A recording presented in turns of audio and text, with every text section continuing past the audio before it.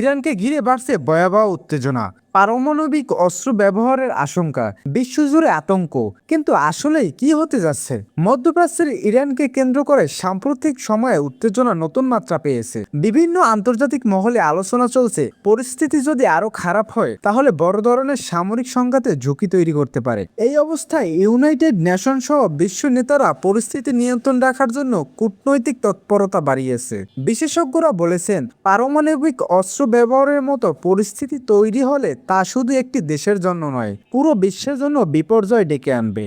Iran ও পশ্চিমা বিশ্বের সম্পর্ক দীর্ঘদিন ধরেই উত্তেজনাপূর্ণ। সাম্প্রতিক ঘটনাগুলো সেই উত্তেজনা আরও বাড়িয়েছে। তাই আন্তর্জাতিক মহলে এখন অত্যন্ত সতর্ক অবস্থানে রয়েছে। বিশ্ববাসী এখন একটাই আশা করছে, যেন কোনোভাবেই এই পরিস্থিতি যুদ্ধ বা পারমাণবিক সংঘাত রূপ না নেয়। তাহলে প্রশ্ন একটাই, এই উত্তেজনা কি বড় কোনো যুদ্ধের দিকে যাচ্ছে, নাকি কূটনৈতিক সমাধান থেমে যাবে? উত্তর জানার অপেক্ষায় পুরো বিশ্ব।